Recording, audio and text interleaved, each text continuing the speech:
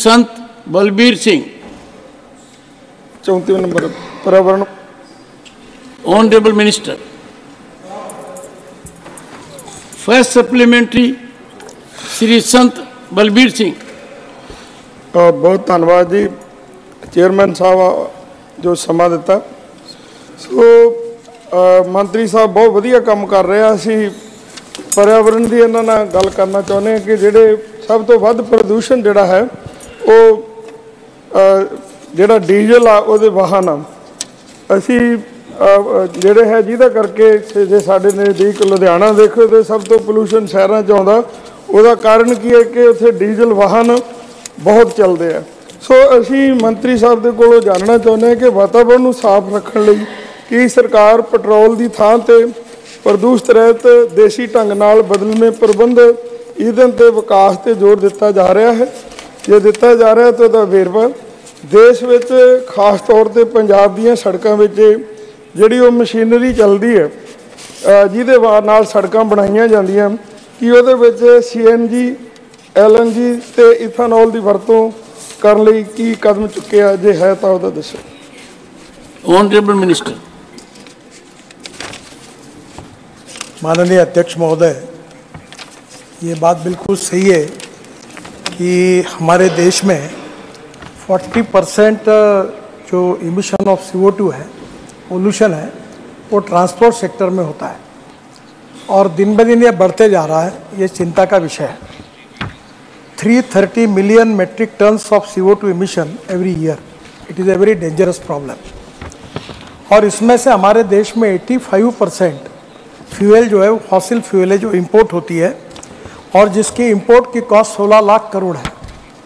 तो economic and pollution दोनों हिसाब से ये बहुत गंभीर समस्या है। और ये जो पेट्रोल और डीजल इसके कारण विशेष रूप से जो पोल्यूशन होता है जिसकी बात आदरणीय सम्मानीय सदस्य ने रखी है, उसके लिए भारत सरकार ने काफ़ी प्रयास किए हैं और इसको प्रायोरिटी दी है। अध्यक्ष महोदय, इंडिया ये कार मैन्युफैक्चरिंग में, ऑटोमोबाइल मैन्युफैक्चरिंग में पहले 5वें नंबर पर था, पर आज हमारा नंबर 3रा हो गया। पहले नंबर पर अमेरिका है, दूसरे नंबर पर चाइना है, फिर हम हैं। हमने जापान को भी पीछे डाल दिया। पर एक बात ये भी है कि इसका ग्रोथ रेट बहुत बड़ा है। टोटल व्हीकल्स में 9.91% और कार और 4 व्हीलर्स में 20% है। और ये इंडस्ट्री सबसे ज़्यादा GST भारत सरकार और राज्य सरकार को दे रही है और 4.5 करोड़ जॉब्स यहाँ क्रिएट हुए हैं।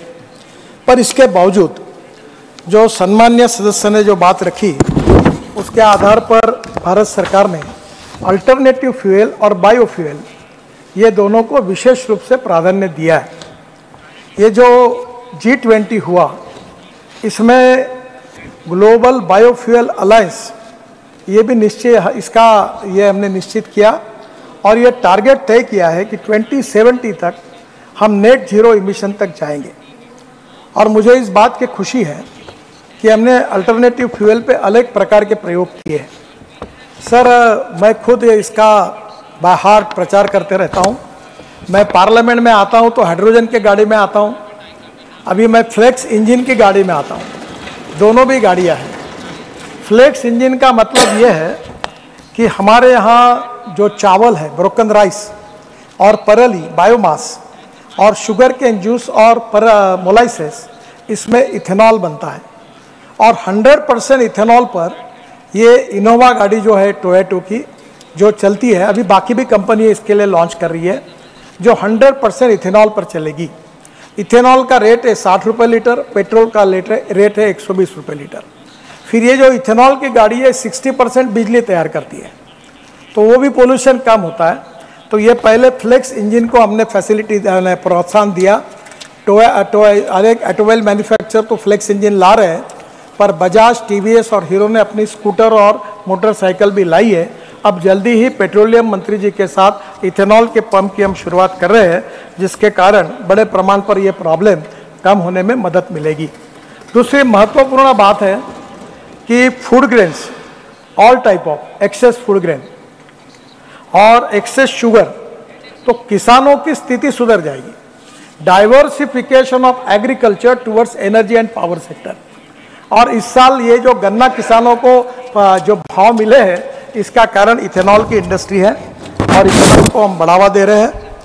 डीजल जनरेटर हमारे देश में 6 लाख है मोबाइल टावर, और उसके ऊपर जो डीजल जनरेटर्स है वो 8,000, साधारणतः 8,000 लीटर्स ऑफ डीजल, 8,000, ये जो 6 लाख मोबाइल टावर है ये 250 करोड़, एक को 8,000 लीटर लगता है, 250 करोड़ लीटर डीजल केवल जनरेटर आज यूज कर रहे हैं।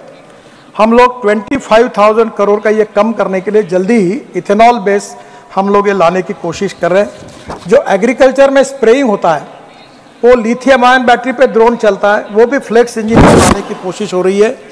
इसके अलावा मैं आदरणीय सदस्यों को ये विशेष रूप से कहूँगा कि हमने बायोमास से, परली से बायो सीएनजी और बायो एलएनजी को बहुत प्रोत्साहन दिया है, और इसके कारण शुगर मिल वेस्ट जैसे प्रेस मड है, cotton straw, wheat straw, rice straw, bagasse और परली राइस स्ट्रॉ, इसमें कम से कम 36 प्लांट चालू हो गए जो सीएनजी बना रहे हैं, और 175 प्लांट प्रोसेस में हैं और मैक्सिमम पंजाब में बन रहे हैं।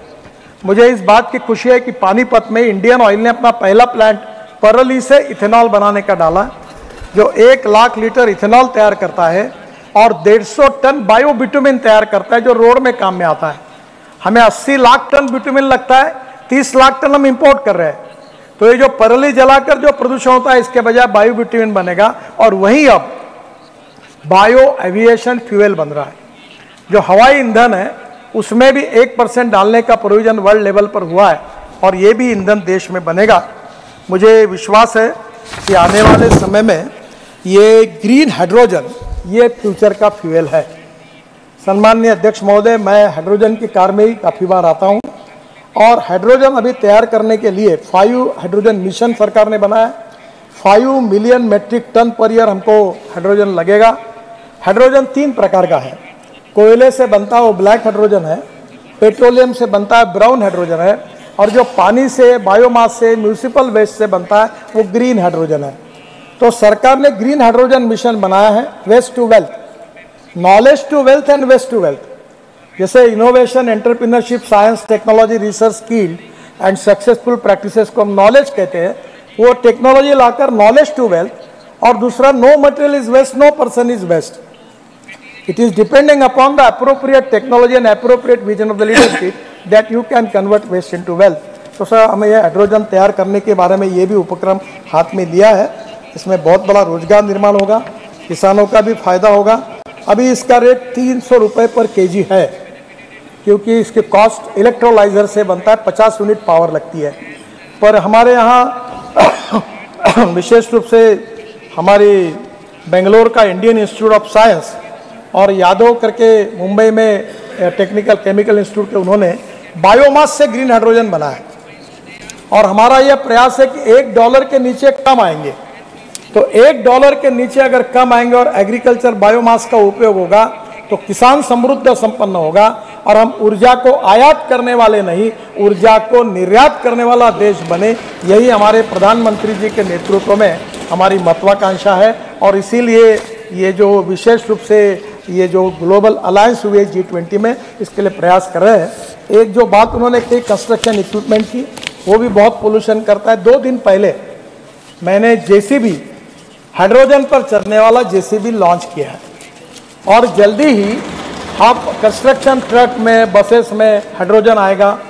इसमें इलेक्ट्रिक का तो अल्टरनेटिव फ्यूल में इलेक्ट्रिक पॉपुलर हो गया, electric scooter, electric car, electric buses अब कॉमन हो गई, और धीरे धीरे अल्टरनेटिव फ्यूल और बायो फ्यूल का उपयोग करके और वेस्ट से ये एनर्जी तैयार करके और किसानों का भी आर्थिक स्थिति सुधारे और प्रदूषण को कम करे, ऐसी कोशिश सरकार की ओर से हो रही है। सेकंड सप्लीमेंट्री श्री संत बलबीर सिंह।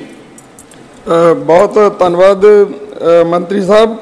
एक असी पूछना चाहते हैं कि सड़क किनारे townships, smart city, logistic park, उद्योग क्लस्टर बनाने की कोई योजना तैयार की गई है? जे हाँ तो इसके विरवे दिते जान। किहड़ियां सड़कां इन्हां प्रोजेक्टां अधीन आउंदियां ते राजवार उन्हां दे विरवे दिते जान। Thank you. माननीय मंत्री जी।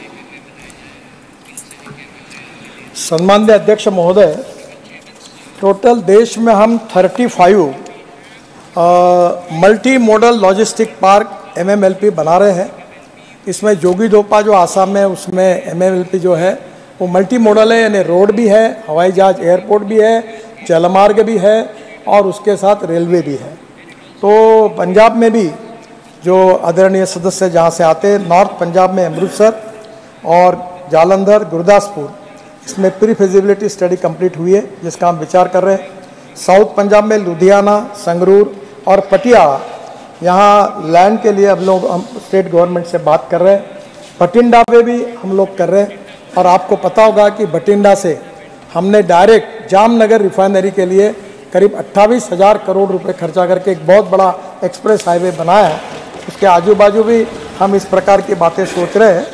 विशेष रूप से 670 रोड साइड एम्यूनिटीज़ बना रहे हैं।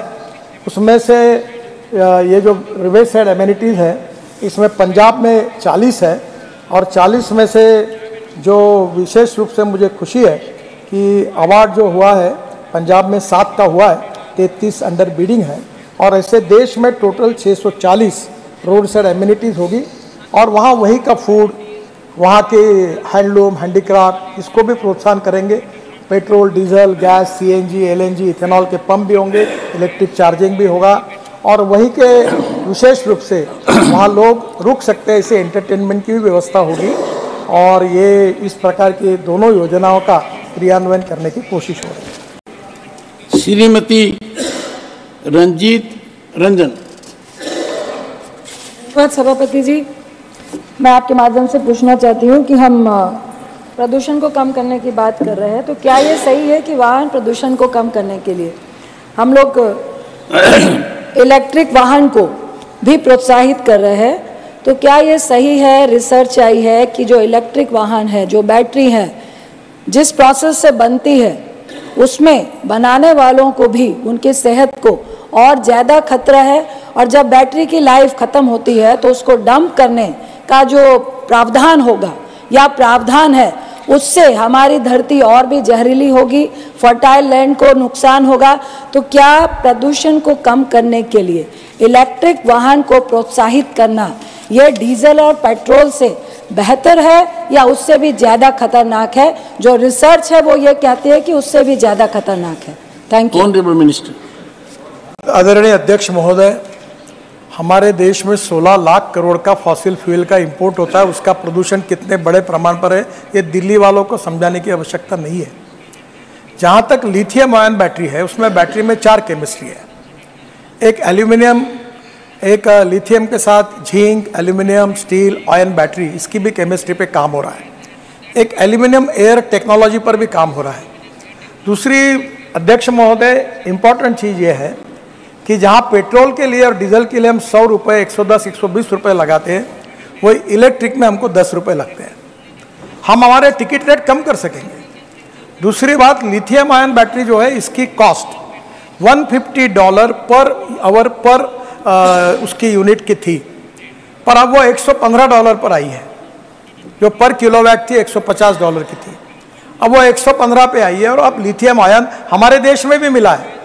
जम्मू कश्मीर में वर्ल्ड का 6वां बड़ा लार्जेस्ट हमको लिथियम आयन मिला है। हम 1200 टन लिथियम आयन इंपोर्ट करते हैं और मुझे विश्वास है कि अभी तक इस प्रकार के रिसर्च की जो बात कर रही है, ऐसा कोई परिणाम रिपोर्ट हमारे पास नहीं है। अगर कहीं आएगा तो इस पर विचार करेंगे। पर हमारे वित्त मंत्री जी ने अपने भाषण में, बजट के, एक सर्कुलेशन इकोनॉमी की बात करी, जिसमें हम लोग वेस्ट मटेरियल है उसकी सर्कुलेशन इकोनॉमी बनाए।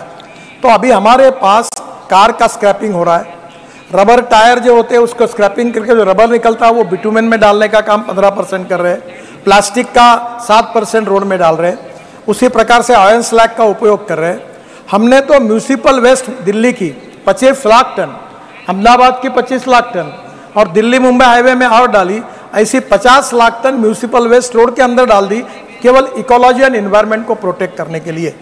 जहाँ तक आपने ये बात की है जो आपके लिथियम आयन बैटरी की, इसके बारे में हम लोग पूरी चिंता करेंगे और इसके बारे में उसको रिसाइकलिंग करने के लिए वो कहीं भी उसके दुष्परिणाम ना आए, कहीं इसके प्रकार से कोई नई समस्या ना हो, इसकी पूरी चिंता सरकार करेगी और ये केमिस्ट्री रोज बदल रही है और ये फ्यूचरिस्टिक टेक्नोलॉजी है. Our government is working in the direction with the futuristic technology, futuristic vision and futuristic planning. कि आत्मनिर्भर भारत बनाने का जो प्रधानमंत्री का सपना है, वर्ल्ड की एक स्ट्रॉन्ग इकोनॉमी बनाने का ये है. मैं विश्वास के साथ कहूँगा कि आने वाले 5 साल के अंदर electric vehicle, buses, even trucks भी आ रहे हैं. इनको एक्सपोर्ट करने वाला पहले नंबर का देश हिंदुस्तान बनेगा. इतना पोटेंशियल हमारे पास है और इतना काम हो रहा है. और वर्ल्ड के सब रेप्यूटेड ब्रांड है. 12.5 लाख करोड़ की इकोनॉमी है. अब जापान को पीछे डालकर हम तीसरे नंबर पर आए हैं और निश्चित रूप से जल्दी आगे जाएंगे. ये बहुत अच्छी तरीके से है. हमारा एक्सपोर्ट इसमें बढ़ेगा, नए रोजगार निर्माण होंगे और देश समृद्ध होगा. ये निश्चित रूप से मेरा विश्वास है. और जहाँ तक ऐसी कोई बात रिपोर्ट आएगी तो उसकी निश्चित रूप से हम सरकार की तरफ से चिंता करेंगे. 4th supplementary Kartikeya Sharma. I would like to ask the Honourable Minister about the status of adoption of e-vehicles and the steps taken for their promotion in the state of Haryana and the NCR region. Honourable Minister. Subject which is related with the heavy industries ministry and urban ministry. I feel that you are talking about the purchasing of the e-buses. The e-vehicle, there is no problem, sir. Sir, now in government also, everywhere in the private sector, people are using e-vehicle.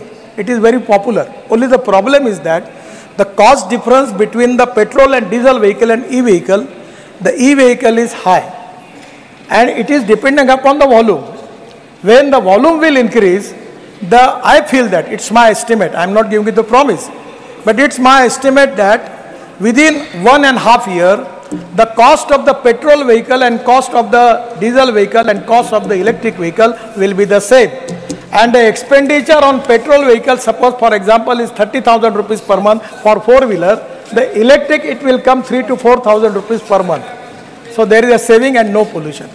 Sir. 5th supplementary, Dr. Fozia Khan. Sir, thank you very, very much.